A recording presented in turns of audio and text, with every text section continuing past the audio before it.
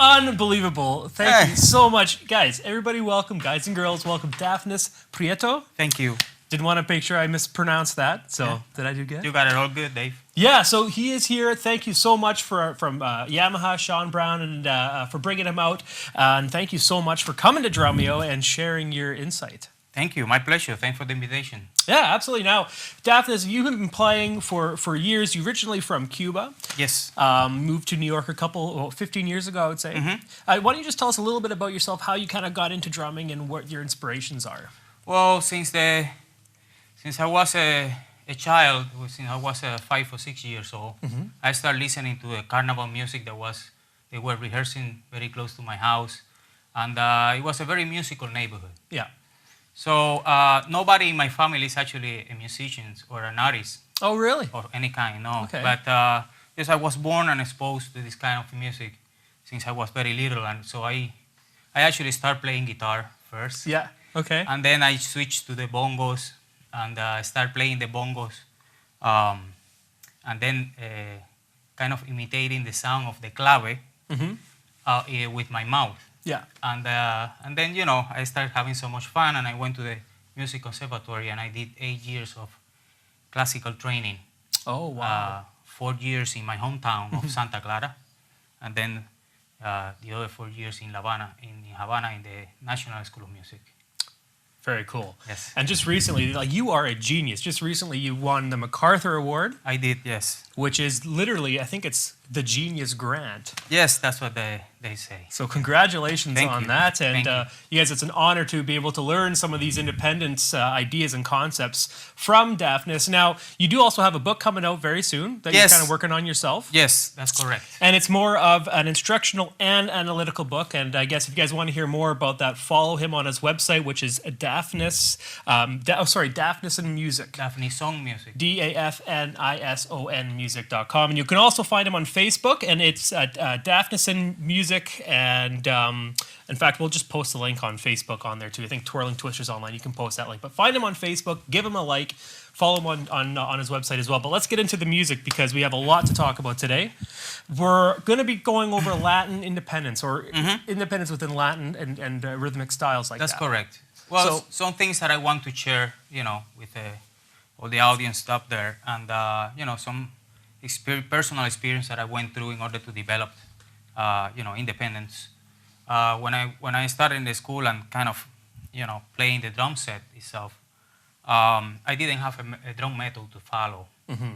So I had the stick control book, and that then, you know, I decided to start, you know, working on the stick control book, placing the R on the bass drum, at the L on the left hand on the snare, while adding, you know, the clave on top of it. Okay. And the cascara also, and the cowbell pattern. Basically, these 3 patterns to start with. And that really helped me a lot to create the, you know, the rhythmic independence that I want to get in order to develop my vocabulary, you know. So that was a very significant step to get into more, you know, independence. Yeah, okay. So that kind of follow the same idea as some of these exercises that you're going to be teaching. That is correct. Okay, cool. Yeah. So I'll let you just take it away and choose the ones that you want. We might not have time for all of them, but we'll get through as many as we can. Well, let's just start with number 1. Sure. Let's say that this is the paradiddle, and basically we have the paradiddle 1, 2, 3, 4.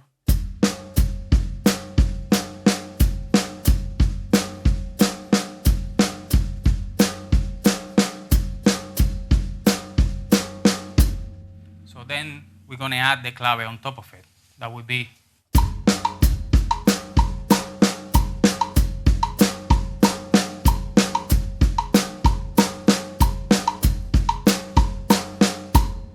Right? So, you know, you can add the cascara also, which I'm going to actually play on the side of the thumb. Okay. The same thing. 1, 2, 3, 4. I'm going to play the cascara first. Okay. 1, 2, 3, 4.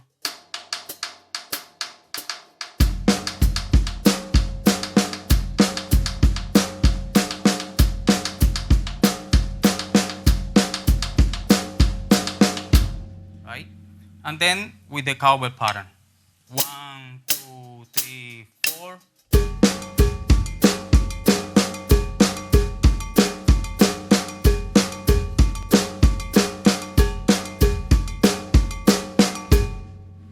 So basically, the idea of this, you create a very, kind of intense rhythmical, independence, and then you can use also, the rest of the other stick controls. The optimum idea of this is to actually feel free, not to be trapped into just, have them practice, after you do practice one after the other, and you gain, more independence, the optimum idea is to actually just be free from it, right? So, for example, this is let's just do one more. Sure. To give an example, this is number 13 in the stick control book, which is 4 and 4.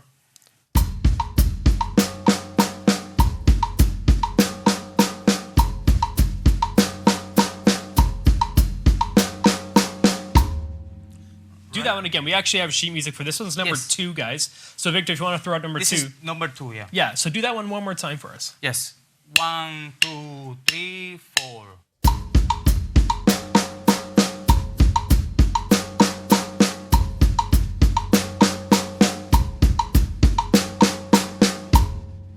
As you can hear also, the idea is to make a sound, even though you're doing a practice of an exercise, but to make a sound musical, even when you're practicing. Because music is something that it takes practice too. Yeah. If you practice all the time, sounding like you're practicing, then most probably when you go to play, you're gonna sound like you're practicing. Yeah.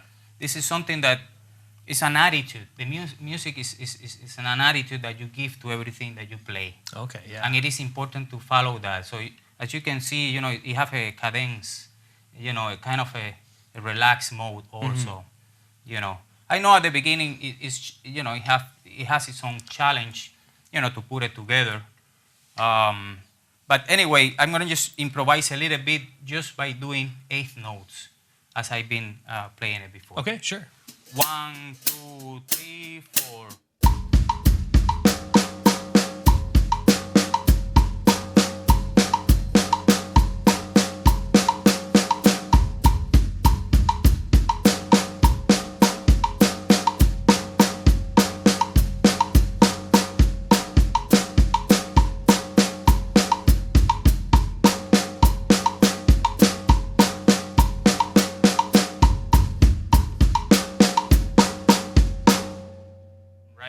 Awesome.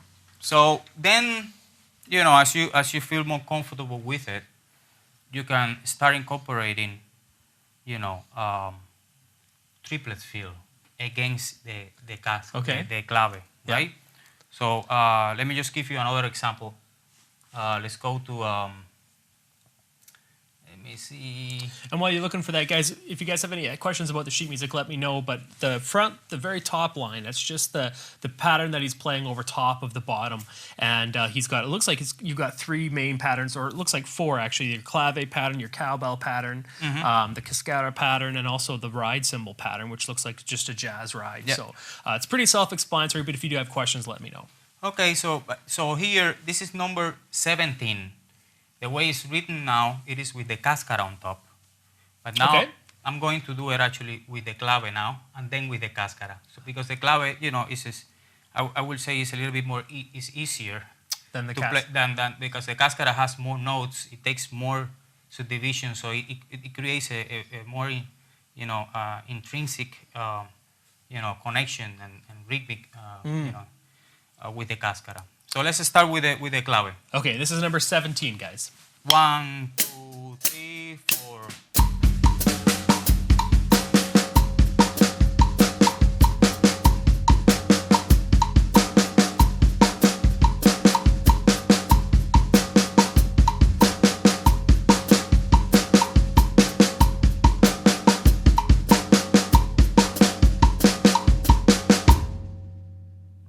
Okay, that boggles your mind just listening to it. Like, how do you get to that stage where you can be that independent? And my second question is, are you thinking more about the clave over top, or are you thinking about the triplets on the bottom? That's an excellent question.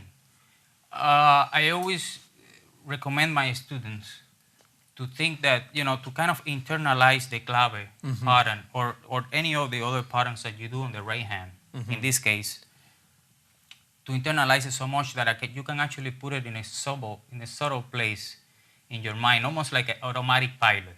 Yeah. So you give more attention to to whatever you're doing, in the left hand and the bass drum at that moment.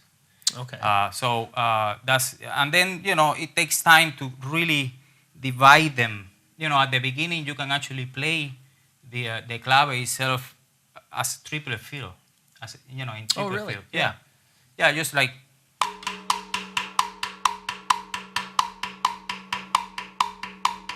Let me do it again. 1, 2, 3, 4.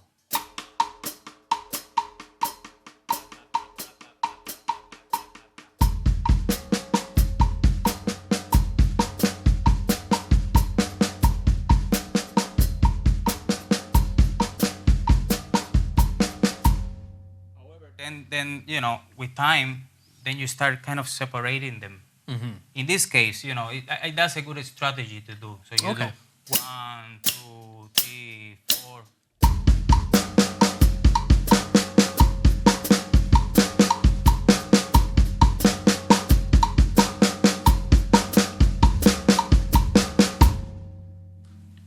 Unbelievable.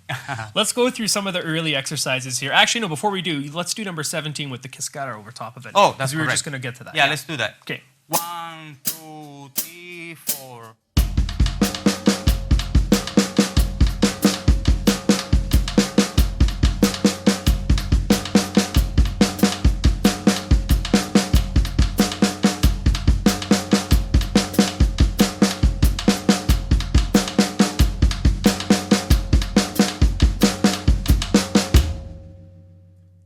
Yeah, again, that's incredible independence. Yeah, that's what I say. I mean, Yeah. this is a little bit in a step further, Yeah.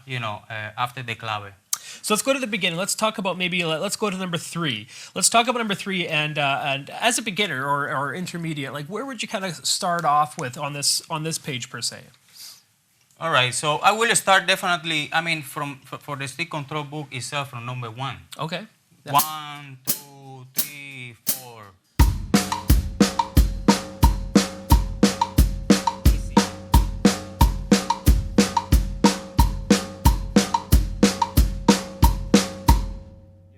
And then number 2, consecutively. Like Okay. that. So, I will advise to do that, one after the other. And then eventually, as I mentioned before, the idea is to feel free from it. So you start improvising and making your own stickings, depending on what is it that you want to play. Yeah. Because these are exercises. They are tools to get where musically you want to go. That's a very important fact about all this behind. All right, let's try number 3. You want to give us an example of how you'd approach this one?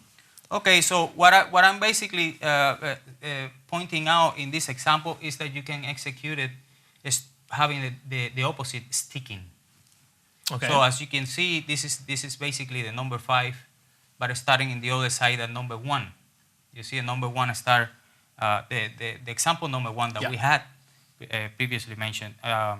Start with the bass drum, just 1, 2, 3, 4.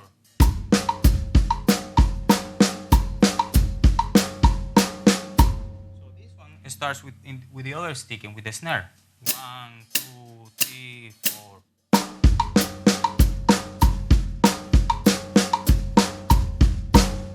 So the idea is just to give this open sense, to the exercises itself. It doesn't really matter where you start, because actually the stick control it is formatted to be with a great sense of balance and equilibrium in both hands, But anyway, then as you can see, if we move forward, we have also in number 4, which then we have the same paradiddle, but in 16 notes. So twice the many. Yeah. Okay. So here it is with the clave. 1, 2, 3, 4.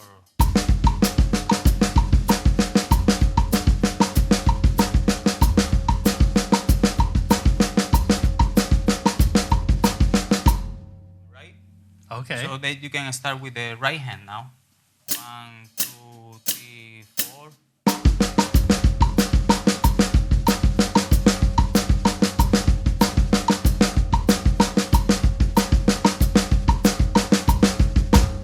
Right? So then eventually you then join the two of them, the one in 8th notes and the one in 16th. Let's So see for that. example, let's say the same paradiddle, right? 1, 2, 3, 4.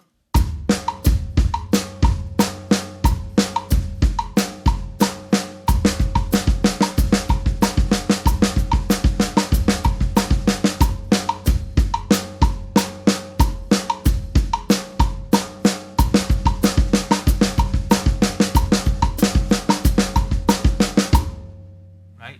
Very cool. And then eventually, as I mentioned, the idea is to free yourself from it, and then you can really subdivide each beat and make 4 16 notes and 2 8 notes and 2 8 notes and 4 16 notes, and then make infinite combinations of it. Let me just play a little bit. Yeah, of that. yeah, please do.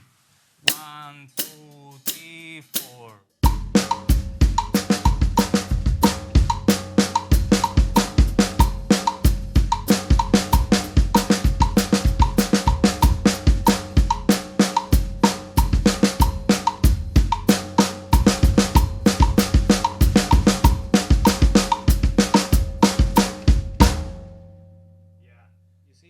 I Totally. played 8 notes, then and then exchange with 8th note triplets, and then 16 notes. Now, how important is it to keep your left foot going? I notice every time you do it, you have your left foot going on quarter notes for the most part. Yes, that's correct. Is that something that you practice from the beginning, or did you bring that in afterwards? Yeah, most of the time I play it, mostly in this kind of rhythm, of Latin rhythm and rhythm and comp.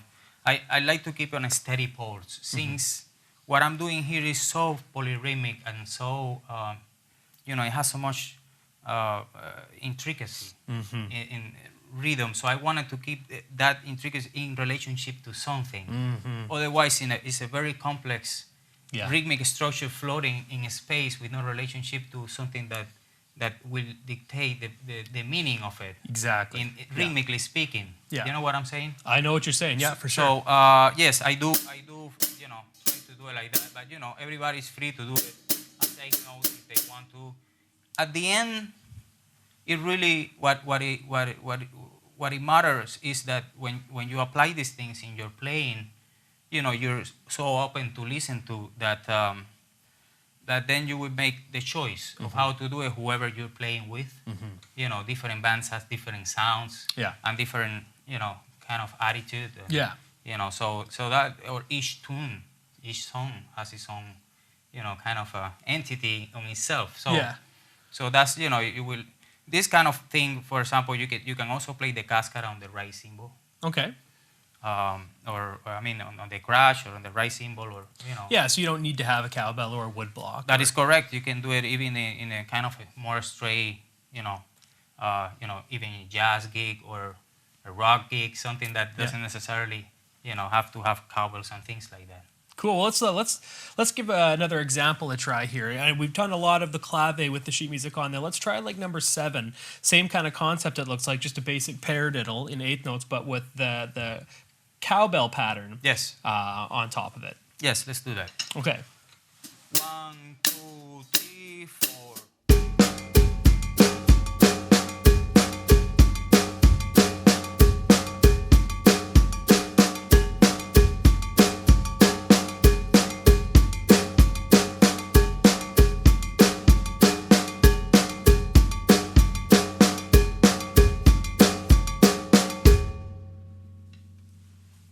And then I guess you practice the same kind of idea, just reverse with the starting with your stick, I guess, too? Yes, it's the same. Yeah, It's okay. just simply the same. I mean, let me actually do the more open improvisational kind of thing with the sticking, so you can hear it also with the cowbell. 1, 2, 3, 4.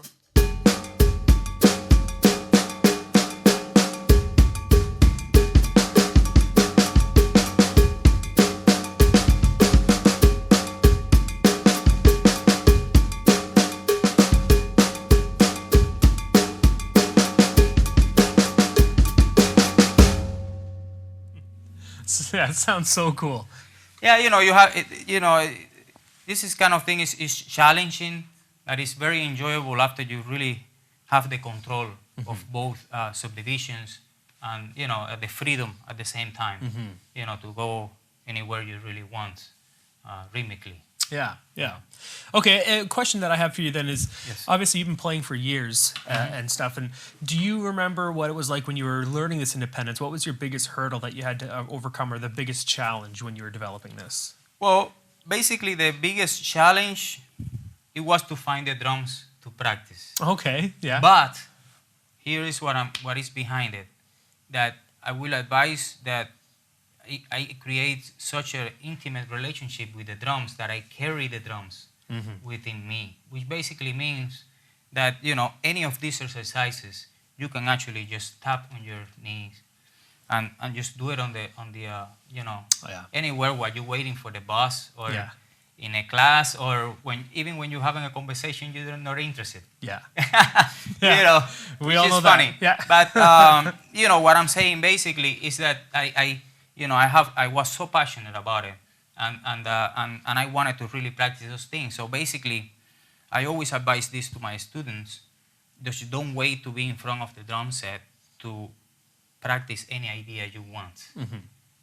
Just practice it whenever you are there. And another technique, you can do it on your knee, or you can sing it. Okay.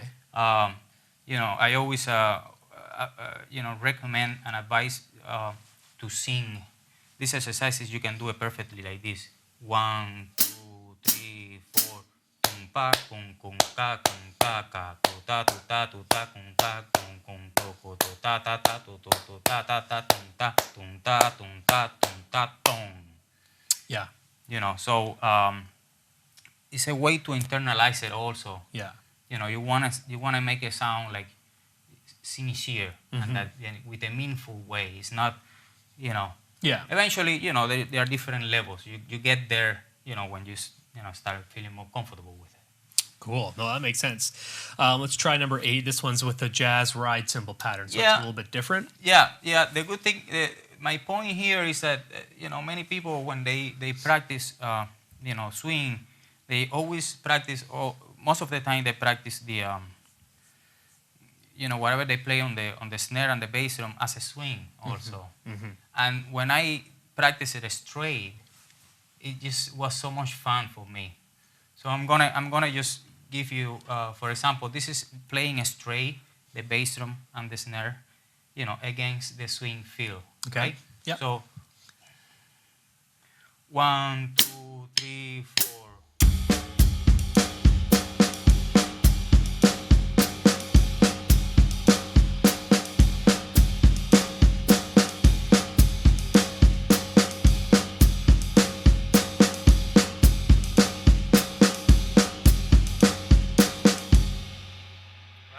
So then you can go actually back and forth, and you have even more control of that subdivision that you're playing on the snare and the bass drum, right? Yeah. So let me just do it back and forth. Sure. The straight and the swing subdivision. The same paradiddle. 1, 2, 3, 4.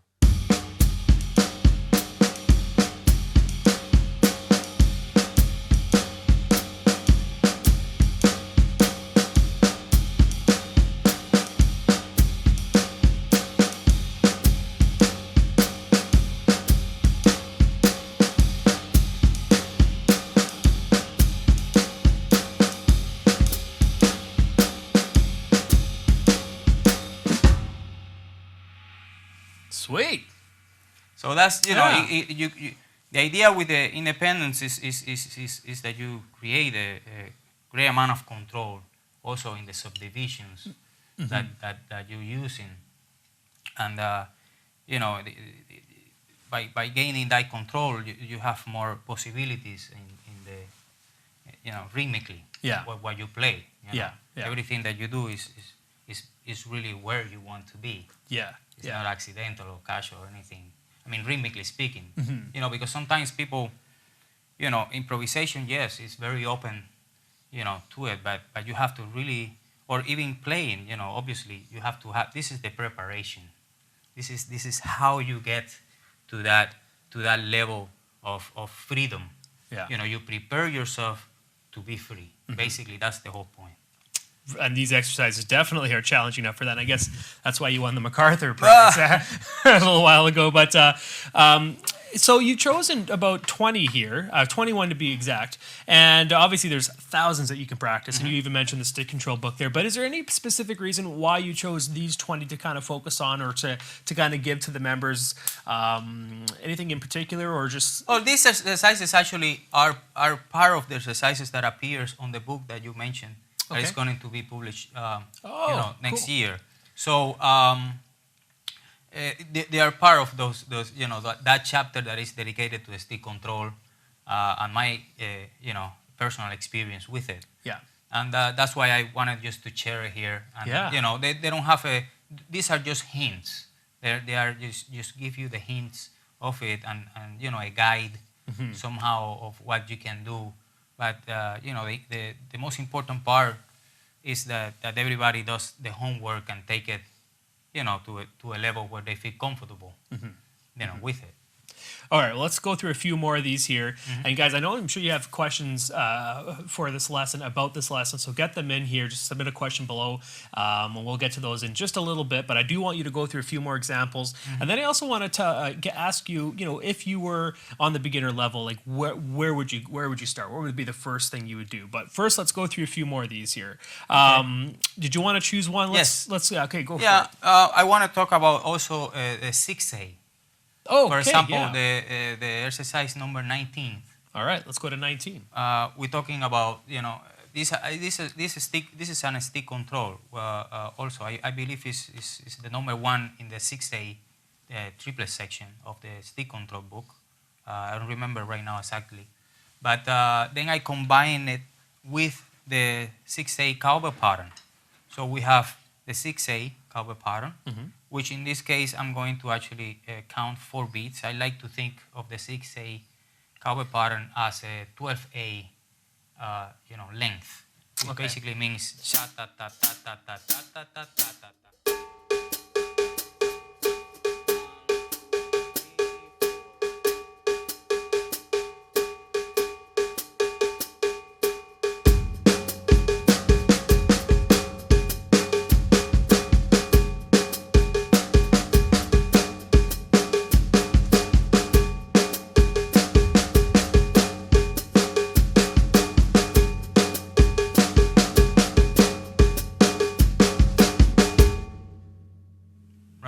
So, and then, the same process. You can free yourself from it, playing the 6A cowbell pattern. Show us a little bit of that. Yes, you can actually add, now we have the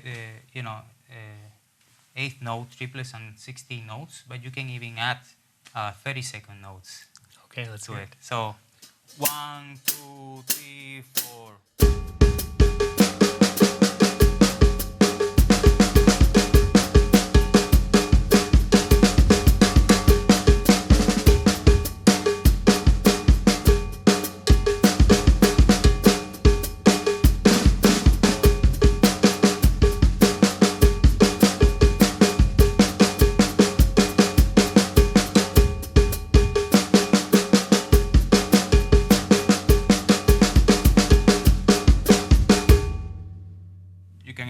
With it, And then, one strategy you can do, because basically this is a technical exercise, so you can actually play, imply these things when you play. For example, this is the next step. Okay. After you get to this point. This is the basic songo pattern, right? Before I do that, I would like to mention that songo is a very important, style of music, and very rhythmic, that Jose Luis Quintana Changuito was one of the founders and the developer of this combination. Okay, yeah. And then I'm going to play the way classically he plays a variation that is called bota. Okay. Right? 1, 2, 3, 4.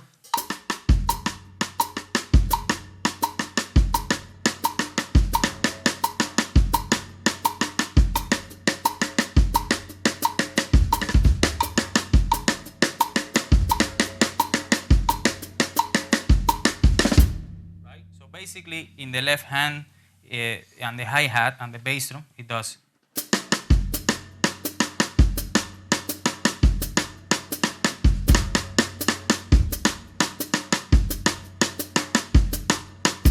Right? And then you play all the quarter notes on the wood block.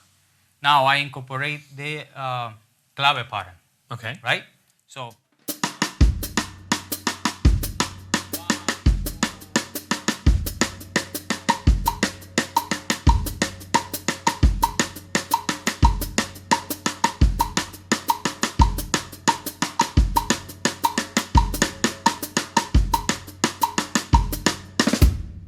So that's the basic, this is the basic pattern. So now we're gonna do combinations of the stick control with this. Okay. That's the next step. Okay. 1, 2, 3, 4.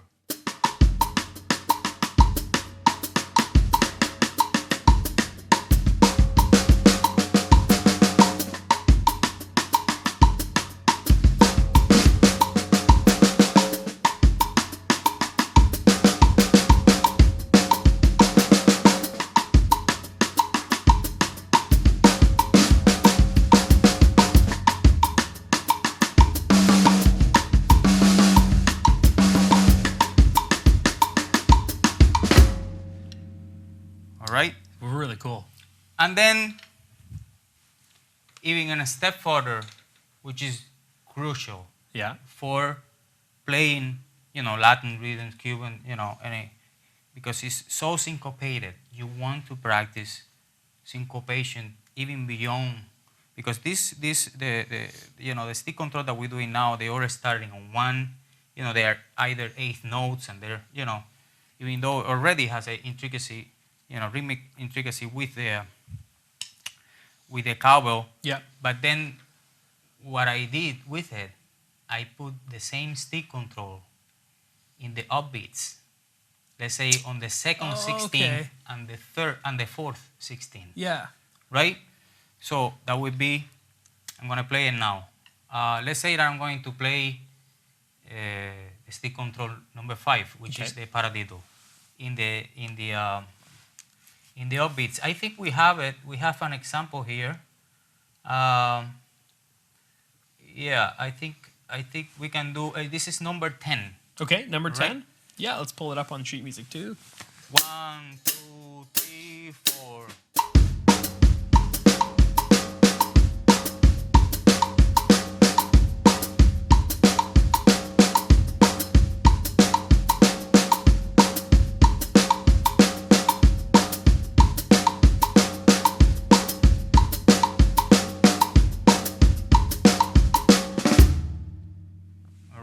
Yeah. So then the step further after this is to combine this one. Let's say that you're playing it on the beat and then on the upbeats, right? Okay. I'm going to play that on the beats first and then on the offbeats. Okay.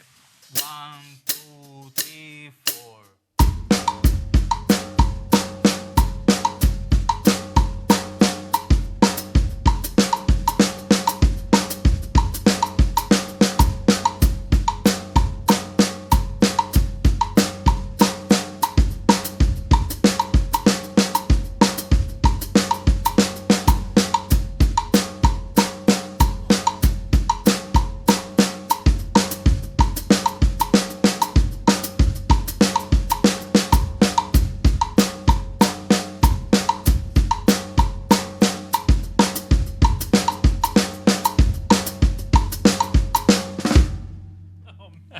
Sounds so fun. That was probably my favorite one today. Oh, thanks, man. I'm really glad. cool. So, and eventually you can improvise, with the whole, upbeats. Yeah. I'm playing in the downbeats and the 16, subdivision and the triplets, and everything else.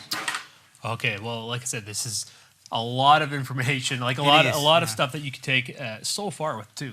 Especially you're saying that you take it one step further and one step further. Yep.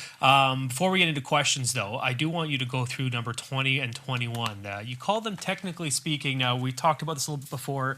Why don't you just explain what you mean by these last two and how you can kind of internalize them? Yeah. Well, this is actually one of the chapters also, which are exercises that I suggest also in the book. And for example, this exercise is playing the cascara in 8th notes while keeping the clave in 16 notes. Okay. So you're playing the cascara patterns on the bottom.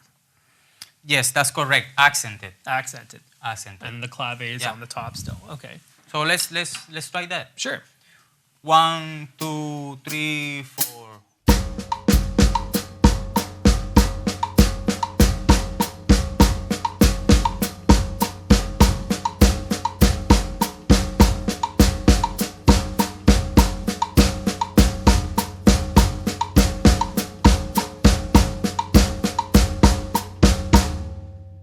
So now, the next step is to take out the 8th note subdivision. Okay. So you have the cascara, double, slower, and then the clave, and then you play, the cascara and the clave in 2 different subdivisions. And this one's number 21, right? That's number 21. And also the point here is that as I will, I address in the book also, to get stronger at playing the snare and the bass drum simultaneously, because many of us, most of the time, we play it separately, but then there is something that you can create out of it by a very strong texture that you can create by playing the 2 of them simultaneously, and you can hear it now in this next sample. Okay, let's check. 1, 2, 3, 4.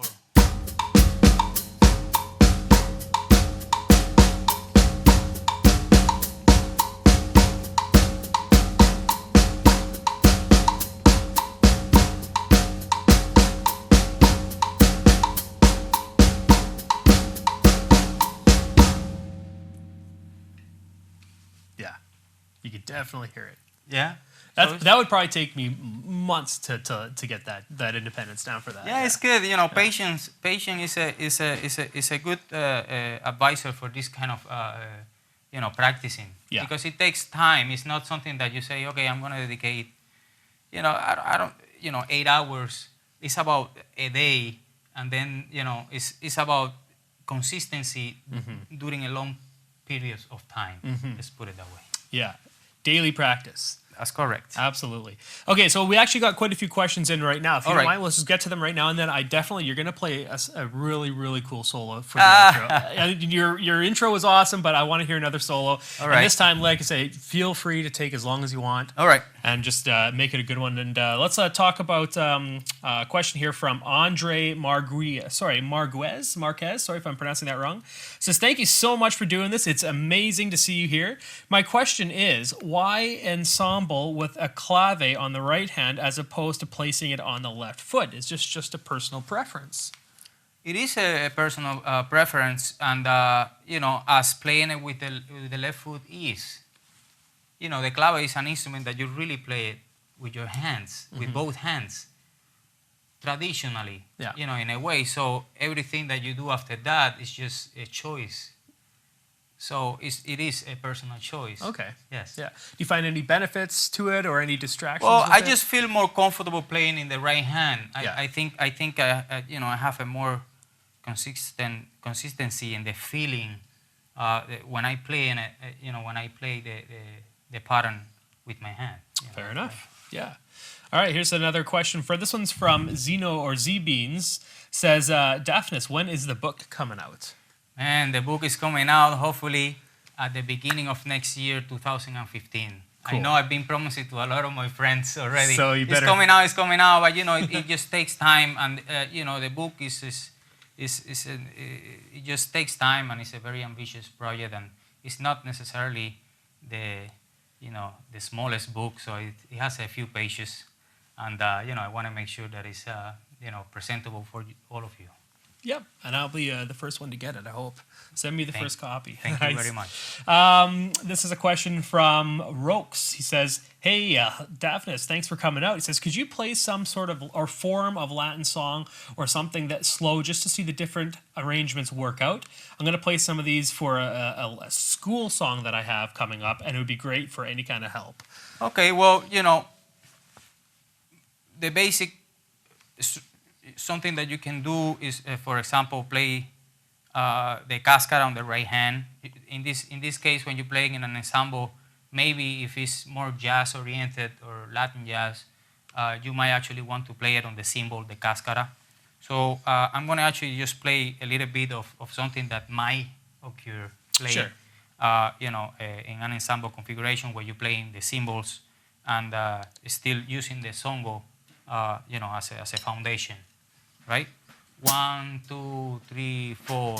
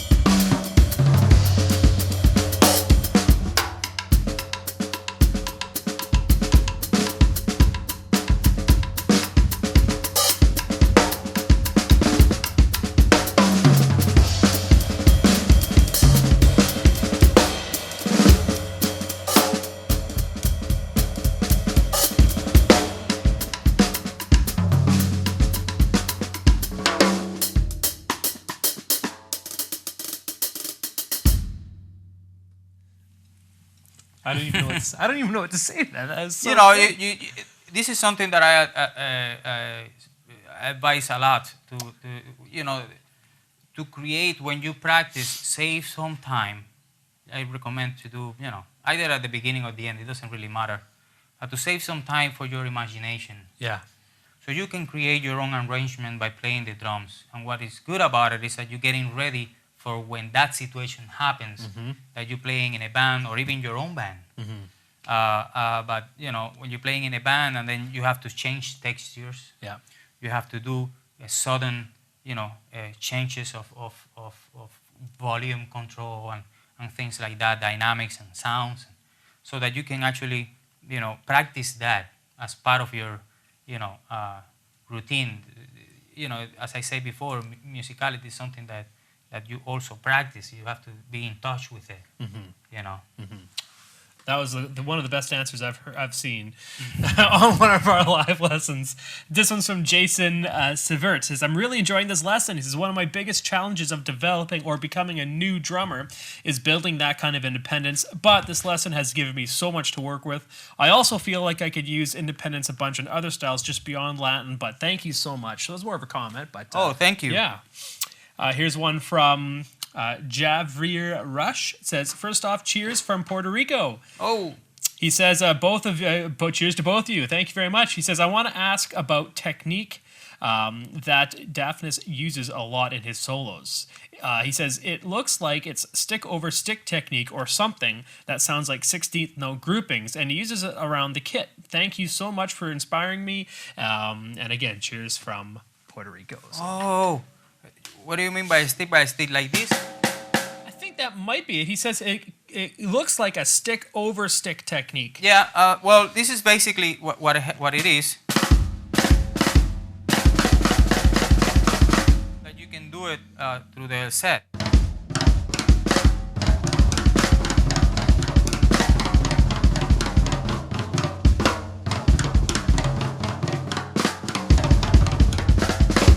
So break that down for us. What actually are you doing there? I'm pressing, and then playing to notes. So that's what I.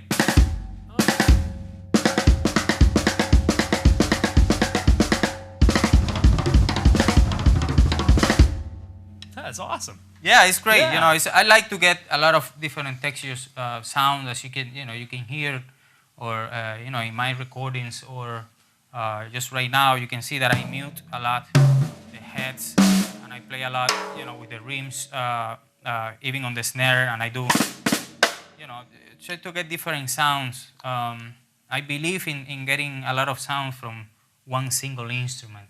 Yeah. Than having a huge thing. Show us a quick little groove solo, whatever, by using a lot of those techniques, getting different sounds from. All right. Yeah. So let's say that I'm here.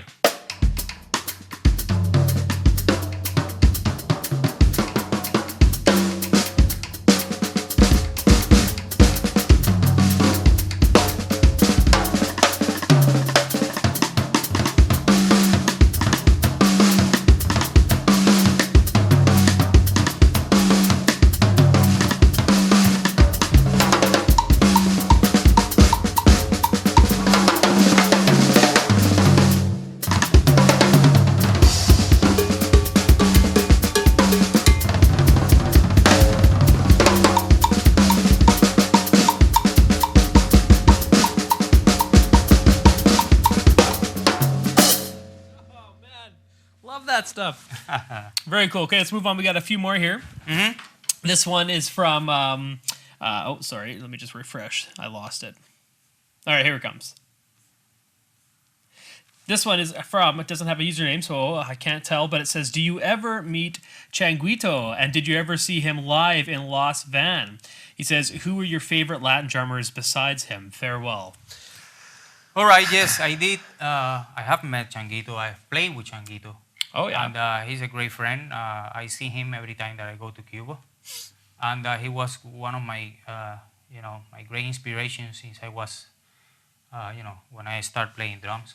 And Los Bam Bam is one of my favorite band, period. I love, when I dance, I would like to dance with Los Bam Bam. It's something that, for me, just reminds me home. Yeah. So Los Bam Bam was one of my favorite bands. And Changuito was the drummer of that band, yeah, and for many years, and obviously, he was a great inspiration. Mm-hmm. Very cool. All right, well, let's move on. We have a couple more questions here, and then we'll get you to play a solo. This one, again, this one's from Ivo Korea. He says, why do you subdivide the hi-hat in eighth notes even when you are playing quarter notes? Well, sometimes it's just more a habit than anything else. Because my left foot is it kind of dances on its own sometimes. Yeah. Yeah. By that time, I'm just dancing, while I play, and it just is, sometimes I just play as a quarter notes, and sometimes I play as an eighth notes. Mm-hmm. It really depends what, even when I'm playing, sometimes I'm playing triplet fill. Sometimes I play it still in a straight. Eight straight eighth notes. Really? Yeah. That doesn't mess you up at all, hey? It doesn't at all. And, wow. and then when I listen it back, I'm surprised. Like, oh my God, look. I just heard, I'm supposed to be playing something in triplets, and then the hi-hat is going astray. That's crazy. Yeah. I got a question for you personally. Why do you always choose the song clave to practice these over top of? Well, this is actually the rumba clave. Or the rumba clave, sorry. Well, the rumba clave has more syncopation. Yeah. And it's the clave that is more, at this moment, it's just, when I was born, it was a clave that was more used. Okay. Mostly because I'm a big fan of rumba. Mm-hmm. And, I used to listen to rumba since I was a kid. And, the rumba mostly carries the rumba o guaguancó clave, which is that clave. And, a lot of popular music nowadays is, using the more the rumba than the song. It's just something that it's, it creates more syncopation somehow, and it's more likely. Okay. For me and for a lot of people in Cuba also. So I mean, would you spend a lot of time practicing these with the other types of clave, or would you just kind of stick with the one? Because I see here you did the like the caval pattern that you have on here and all that. So. Yeah, I would strongly suggest to play with the rumba clave, which is the clave that mostly you'll be exposed to in contemporary or more current Latin music. Gotcha. Okay, a few more questions here. This guy says, your Portuguese friend from Portugal, say hi. Oh. Okay, that was from Zeno Benz. Oh, thanks. Okay, 1 second here. Daniel Russo says, "Hey everyone, and hey Dafnis, thank you so much for this awesome lesson. My question is, what are the best qualities a drummer must have in order to play in a band? What are your thoughts on that?" Oh, wow. That's a big question. That's a big question. I would say musicality. I mean, and being able to listen to the music as a whole. Not only play as a drummer, but play as a musician, which basically means that you have to be able to play the drums and listening to everyone else. So that you're playing is in relationship to everybody else in the band. I think that's a fundamental quality. And obviously to keep a groove, and things like that are basic things. But, that's a very broad question. It is a very broad question, yes. Big time. Dave Orifel says, "What are you doing with your left hand? Is it a little bit of a buzz roll that you have going on?" Yes, I do a lot. It's kind of a, it's a sonic habit, I would say. Yeah. I do a lot like this. It's kind of a ghost notes things going on. Okay. Yeah. Cool. This one here is from Evo Korea again. Says, "My question is, are you currently in some sort of project? Where can I listen to hear more?" Yes, I do. I'm mostly, at this moment, I'm playing a lot with my personal projects. And the very latest project was the Proverb Trio, which is a trio that is focusing improvisation.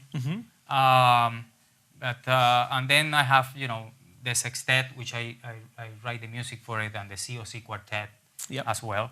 So those are the projects that I'm playing the most at this moment. I'm trying to push a lot my personal projects and my views, musical views. Yeah. If you guys go to his website too, you can hear some of the stuff that he's working on. Dafnisonmusic.com, DAFNISON music.com. That's correct. Cool. All right, here we go. He says, this one's from long email address, so I won't even try to pronounce it, but it says, "Hi, Dafnis, can you share some of your rumba soloing phrases and how you play with them on the drum set? Cheers from Peru."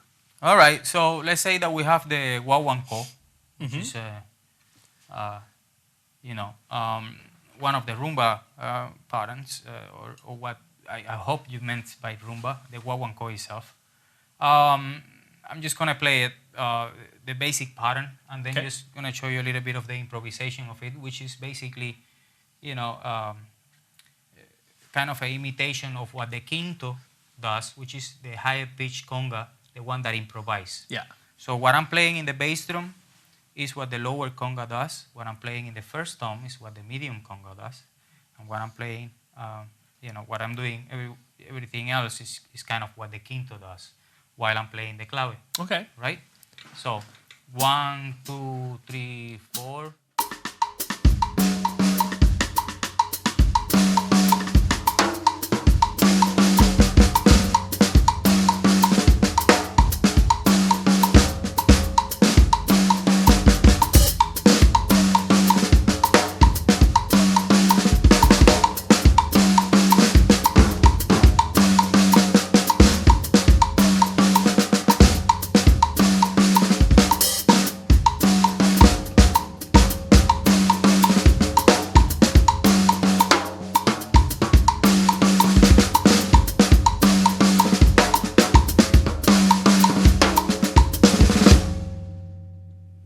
Awesome. Yeah, that was very cool. Okay, we got more and more coming through all the time, so we'll have to cut it off eventually here so we can wrap things up. But here's something that Nam Chu Nawala says. I noticed you saying something in Konakal. Do you use that often? Well, it was not necessarily intended to sound like Konakal. It's just pure coincidence. This is something that actually I've heard. Like a great percussionist and musician from Cuba, Peyo Lafrocan, which is the father of a very important rhythm in Cuba named Mozambique. Yeah. And he used to imitate, the sounds of the congas and everything else, just to explain it to people and, to make the whole, explanation of those patterns, and I like that. And then I met some other musicians in Cuba, like they do vocalization. Conacol is something specifically that the solcado is actually something that is also very intrinsic in the music from India. In the talas you have to actually recite the rhythmic phrases and everything else. But what I'm doing, I'm not really following a specific tala or anything else. I'm just improvising anything that comes to mind, and I just keep it like that. Yeah, cool. Here's one more for you. It says, can you give us some, this one's from Jason Severt, and we'll do 2 more and then we'll be done. He says, can you show us a little bit of some left hand independence exercises? Because this is a lot to do with your right hand. And I guess it's a lot of hand to foot stuff as well. But do you have any specific left hand independence exercises that you would recommend? No, we just switch it to the left hand. I mean, if you want. Yeah, actually, that's a good call. Yeah. It really, these are just hints and things that, there are people that play mostly, the clave on the left foot. You can apply the same exercises. This is not only for people that will play on the right hand. You can play, if you're left-handed, you can do it on the left hand. Yeah. Most of the time I have created, somehow that connection with playing the clave on the right hand. But, every student, every drummer has the freedom to make it wherever they want to. Yeah. And like it's for if you guys who want to play this on left foot too, left foot clave is the exact same thing. Just Okay, this is from Alex. Alex Surf says, what would be some of your warm-up exercises that you do before like a gig or something like that, or are there any? Yeah, I mean, I regularly do the basic paradiddles and things like that. I like also to feel the control of the stick, in my hands. So I do a lot of accents exercises, just like this. 1, 2, 3, 4.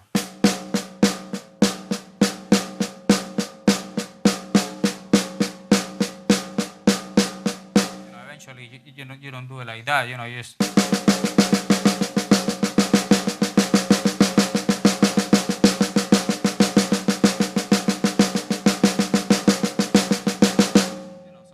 That I have control of the dynamic and the things like that, just to feel comfortable with it. Have you done any practice pad exercise work or anything like that? Yeah, I mean, it's the same. The same doubles and singles. There's not really secret, behind it or triplets. It's just a matter of doing it. Yeah, just do it.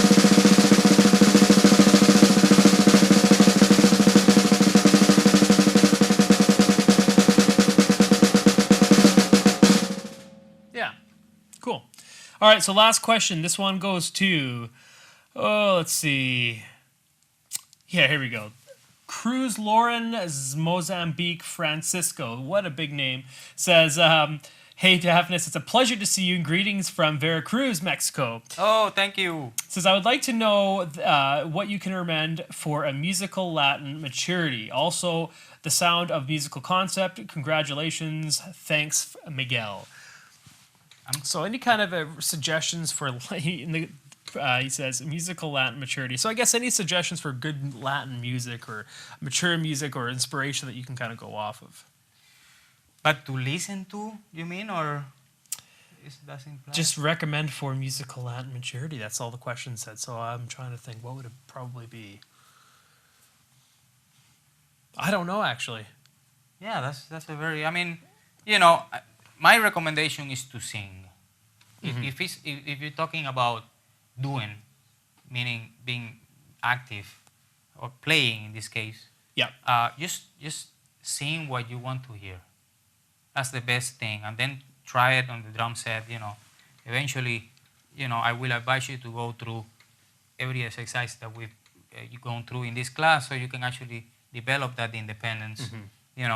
Have a lot of listening to Cuban music or Brazilian music or Colombian music from Venezuela, everywhere. Yeah. That comes this tradition, and then just try it. Just jump on and just sing it and try to to imitate those patterns, and little by little you start finding yourself in it. Like, what is it that you really want to do with it? and then you take off from there. There you go. Yep. Well, thank you so much, everyone, for coming and watching. We're going to leave it at that because we have questions that keep coming in, but we just got to wrap it up. So, all right. If you guys do like the lesson, let us know by rating it down below. And please do us all a favor, and Dafnis a huge favor, by going to his Facebook page and liking him. Also, check him out and follow him on his website, dafnisonmusic.com. All right, and again, huge thanks to Yamaha and Sean Browne for bringing him out, and to your sponsors, or your sponsors who you endorse, which is Sabian Cymbals, Evan, Skins, Vic Firth Sticks, Latin Percussion, and Yamaha Drums. Yes, thank you to all of them for their great support. Yeah, absolutely. Is there anything else you wanted to kind of add or say? Thank you or anything like that? Or no, thank you for the invitation, Dave and Gerald, to have me here and the whole crew.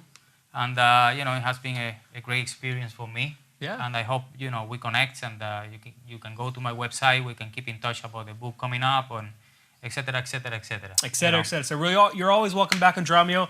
Thank you so much. Now I'm going to leave it to you. Play yourself a solo. No time limit. Just have fun. Okay, great. Sounds like fun. We'll see y'all later.